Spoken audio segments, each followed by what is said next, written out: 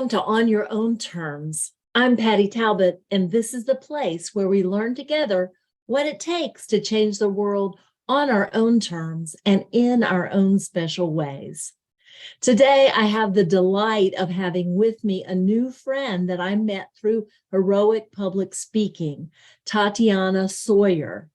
Tatiana is a fascinating person and someone I wish I had known 5 years ago when I was just starting my business. As an educator, business sense is not something that has come naturally to me, and my entrepreneurial journey has not been without its bumps. If I had had Tatiana's book and her wisdom and her coaching and consultation 5 years ago, I'm sure that I would have gotten to success a whole lot sooner in my journey to create a business of my own. You will enjoy today hearing Tatiana's unique perspective as an immigrant to the United States and as someone who believes passionately in the power of running one's own business. Today, she's agreed to answer my questions in the framework Homegrown Solutions for a Patchwork World. And I know that you'll learn a lot from her, as I have. And close to the end of our conversation, you're going to have the special treat of getting to get a sample of Tatiana's public speaking. So enjoy this conversation with Tatiana, and I will see you on the other side.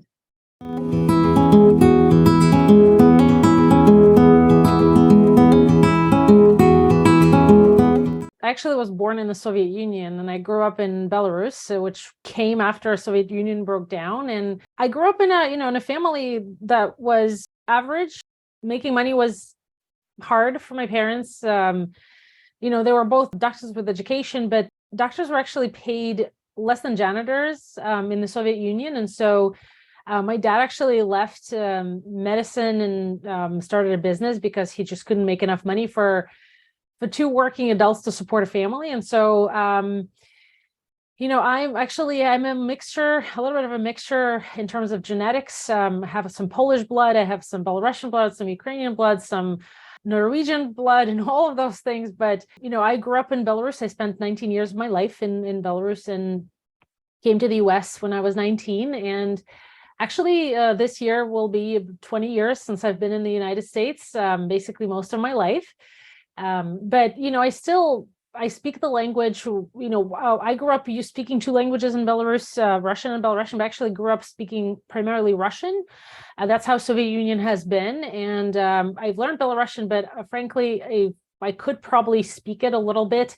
But that culture, that background has really had a huge impact on who I am, because it taught me things that came in very kind of handy in the US. Like, you have to work for everything. If you want something, you need to go after it. But what's great about it is that if in Belarus and growing up in Belarus, you could have any dream you want, but there really was no opportunity to make those dreams come true. In the United States, what I found was, and this is something that I love this country very much for, it's the land of opportunity. You can be anything and anyone you want in this country. You just have to work for it. And that's a beautiful thing. So that's kind of how it has shaped my journey. And, we love Russian language, despite the recent controversy.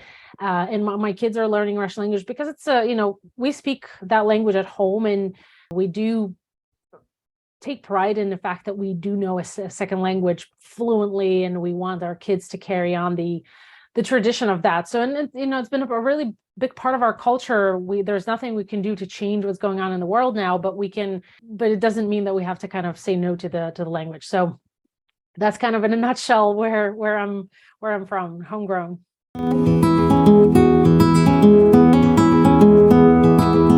For me, the things that are important have changed, of course, over the course of the lifetime. Initially, I wanted to be a lawyer for many years, and I didn't really understand why I wanted to be a lawyer and kind of what I would do. When I came to the US, I needed to support myself financially, and so I actually picked accounting, which wasn't really a big preference for law schools. I picked accounting because it could allow me to support myself financially while in college and then through law school.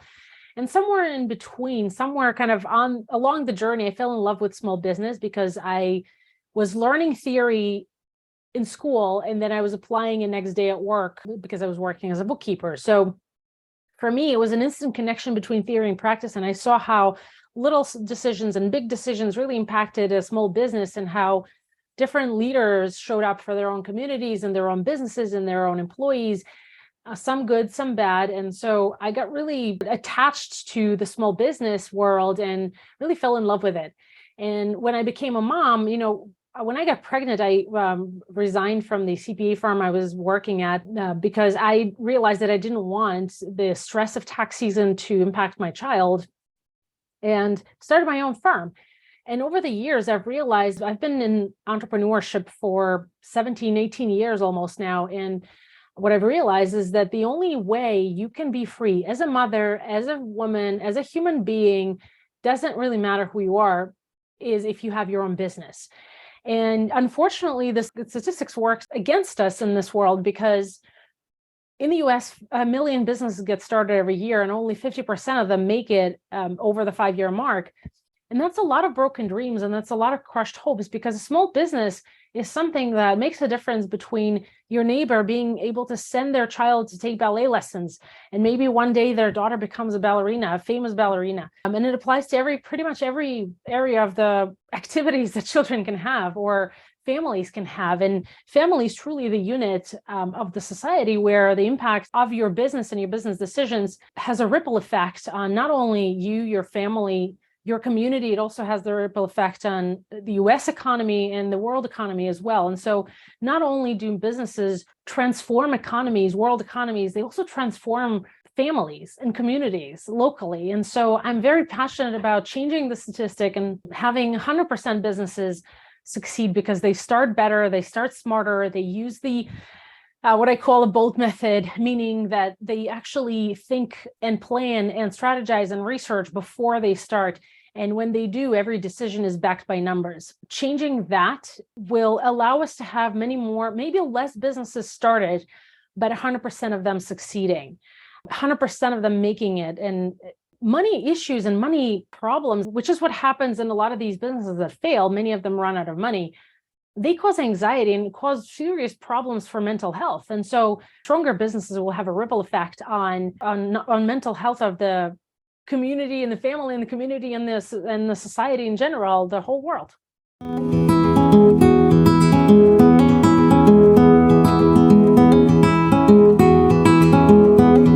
think I'm the rule book on diverse experience, because I grew up in one country completely opposite and moved to another country with nothing and nobody to support me.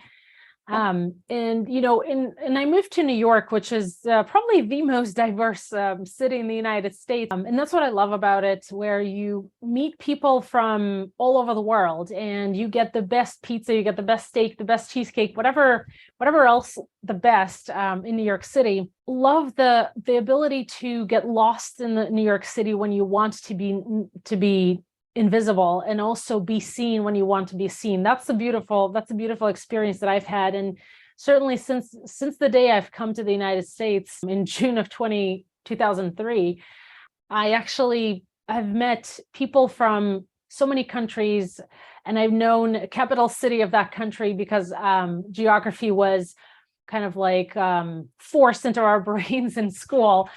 But it's been amazing to see how different people's experience were different, and how I learned from each and every one of them. When becoming a mother, that completely, again, changes your whole perception of the world, because you see it through a different lens. And that has made me better as a person. It has allowed me to really to have more humility, being a type A personality, although I wasn't a type A personality when I first came here. I kind of grew into it when I came to the United States. But I got to a point where, if it wasn't for my husband, probably, who grew up in a Jewish family, I probably would have been the career obsessed mom whose kids are raised by somebody else. And that is one example of of a diverse experience for me. I was raised in a Soviet family, and Soviet people and children were not raised as happy people, because they didn't know how to play with kids. They were constantly struggling with money. There were coupons for food. You were only allowed a certain amount, like that kind of stuff. And so Jewish kids were raised differently in the post-Soviet era, because in the Soviet era, also after the World War, because Jews really, I guess, value family more than anything else, and they raise their kids because they're the gifts that they are. And so they play with them, they talk to them, they support them, they really do a different job. I mean, probably not everyone, but I'm just talking from experience, from seeing my husband, how he is with kids. And so definitely, I became a better mom because of him. I became a better person because of not only my own immigrant experience, but also all of the other immigrants that I've seen in New York City that I've been friends with, that I've worked with, and it's been really an amazing experience that I probably wouldn't have gotten anywhere else. But that really transformed how I approach what I do, because entrepreneurship is harder for immigrants.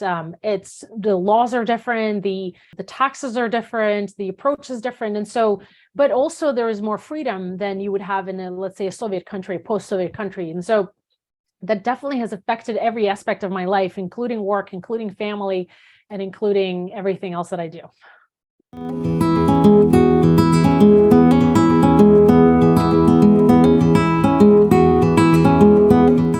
I see a lot more businesses emerging, businesses with unique ideas, because we all have the potential to be special. We just have to nourish that potential. And we all have the potential to create something unique, because we're sent, I believe, I'm spiritual enough to believe that we were sent onto this planet with a mission.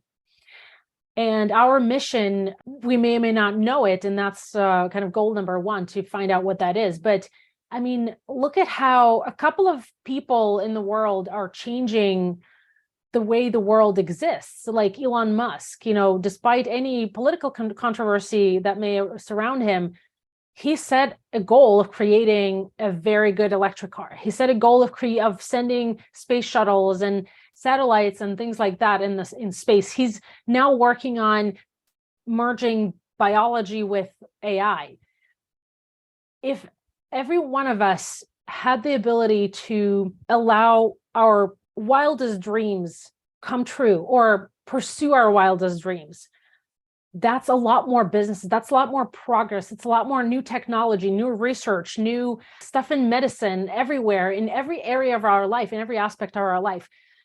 And none of them would fail, because they all started better, because they all did it smart. They used the tools that I teach to start. Imagine how much better and how much quicker our world would be, how much less trauma, diseases, and inconveniences, and all different things that exist today, problems that exist today, how many of them would disappear. I can only imagine, and that would be my dream, to see that. What is the one thing that every ordinary person, human being, can do today to make life better? Is what you can do today is start asking the right questions. A coach in the US, it's sometimes coach is kind of confused with the consultant, because a coach doesn't tell you what to do, a consultant does. And sometimes we have a hybrid combination of a coach and consultant that we come across. But a real true coach, their job is to listen to you, reflect back to you, and ask you the right questions. And the idea is that if you ask the right question, then your brain starts thinking in the direction that you need to go. And there is a power in one right question that's asked that can change your life. And so if you want to change something, just do that one thing today. Ask the right question. Be your own coach. The really good questions are the very basic to establish true baseline, is you ask yourself a question of who you are. And not in a philosophical way, who you are, but kind of understand who you are, what floats your boat. I'll give you an example of that. I have an undiagnosed ADHD. It didn't exist. It doesn't still exist in the post-Soviet world. But I think I do have that. And I'm okay with it because I found over the years, I found ways to work with it so that I actually turn it into a genius power, as opposed to a weakness or something I have to deal with, or a disorder or a disease. And so when you learn more about you. And that takes a little time. What works for you, what doesn't, what makes you tick, what makes you angry, what makes you excited. All of those things add up to something. Okay, what can I do to change this? That's the next question. So the first question is critical because that really makes you think in the direction of, okay, how do I solve this? Or how do I make it better? Or what decision do I need to make now? And, there's a lot of, I guess it's moving away from the question. There's a lot of decisions that people don't make that could be made. Like at HPS, they teach us to decide often. And I think it's very important to make decisions and not wait until something else comes up. Make a decision and move to the next level. And if it's a mistake, you've learned a lesson. If it's not a mistake, then great. You've gotten there faster than you could have been. So that's kind of where the questions come in. And I think it's powerful to have a coach, but you can also be your own coach and help yourself.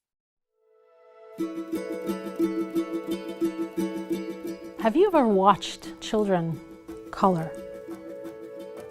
I used to believe that when children color, they tend to stay out of the lines because of their developing motor skills. But I think it's deeper than that. What if children, when coloring, see a different, bigger picture than we do? Kids are born not knowing any rules or limits as to what's possible and don't care about the lines. What if their lines is wherever their vision takes them? As we grow up, we are taught to stay within the lines. And I'm not just talking about coloring. As adults, we live within these forced lines that someone else drew for us. And sometimes we forget to see our own big picture. Your life is just like a picture. So, will you be happy with it when you're done? Or not? One of my favorite clients once said to me, "Accountants don't start businesses, honey. Visionaries do. But I want to let you in on a little secret. Entrepreneurship is a whole brain craft. And what that means is that you cannot build a business by being a visionary alone and pay no attention to your numbers. Neither can you do that if you're stuck in the spreadsheets and don't see the big picture. 50% of all businesses started fail. Those entrepreneurs have a lot of failed ideas, broken dreams, and crushed hopes. Will you be that neighborhood bakery that we never get a chance to make a part of our Saturday morning ritual? Will you be that workshop that never gets off the ground? Or that tech startup that couldn't fake it till you make it long enough? Or will you be the business that beats the statistic and makes it? You can if you practice a whole brain approach. Entrepreneurship is a craft just like any other thing that you can do. And what that means is that you can learn the steps to become the CEO of your business, a business that changes lives, including yours. When you make decisions in your business, it's okay to step back and check in with yourself and just run the numbers. Numbers give you the power to paint the picture you want. Numbers give you the power to paint the picture you want.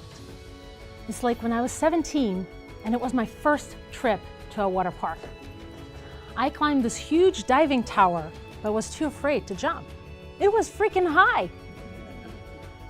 But then I remembered my math teacher used to say to us every day, math saves lives. And so I stepped back and checked in with myself and thought, if this board was built at this height, that means someone already did the math. Somebody already ran the numbers. So I shouldn't die, right? And when you're standing on the edge of your business, making decisions, there's nobody else to run the numbers. It's just you. So when you run the numbers on your vision, you will know whether it's safe enough to jump.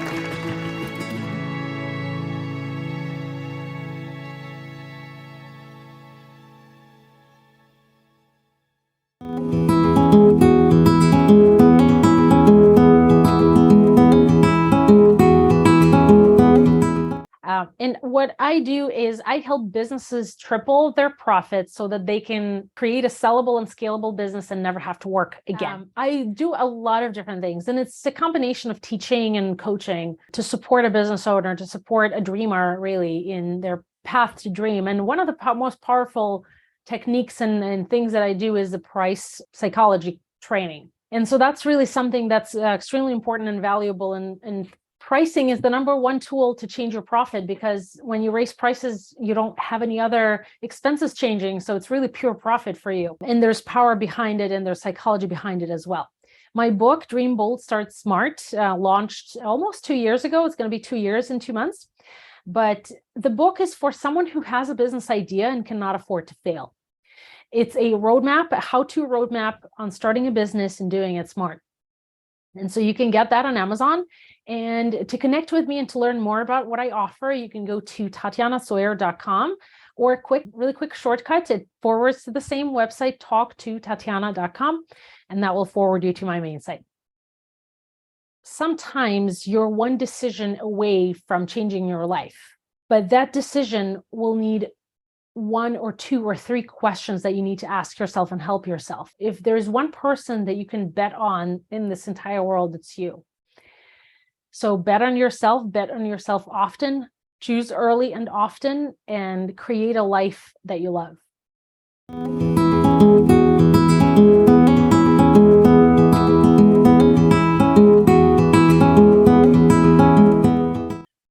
Thank you so much, Tatiana. I have just so much enjoyed this conversation with you and getting ready for today's episode over the last couple of weeks. You have so much wisdom to share, and I just really enjoy being in your presence and having the opportunity to learn what it takes and what I missed early on in starting my business.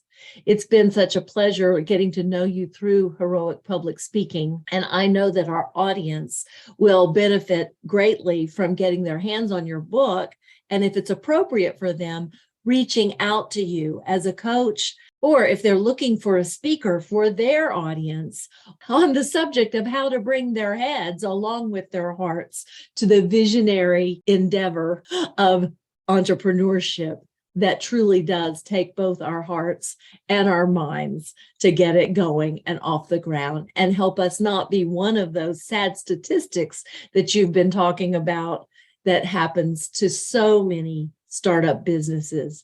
And as you say, if we allow ourselves to ask the big questions and allow ourselves to be curious, then we can indeed start initiatives that can help us to solve the world's biggest problems and make the world work better for everyone. I know that's what you're about in your business, and that's what we're about at Blue Roads Education too, making the world work better for everyone. I hope you'll check out Tatiana's work, and I hope you'll also follow my work at blueroadseducation.org. If you go there, you're going to find lots of opportunities, including opportunities to download my free ebook about the characteristics that all changemakers have in common. You've seen many of those characteristics exemplified in Tatiana's work today.